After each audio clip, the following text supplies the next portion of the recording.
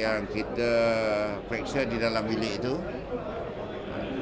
yang ada di dalam bilik itu, di mana barang kes itu dijumpa, tapi kita masih menjalankan siasatan lanjut berapa daripada mereka yang terlibat.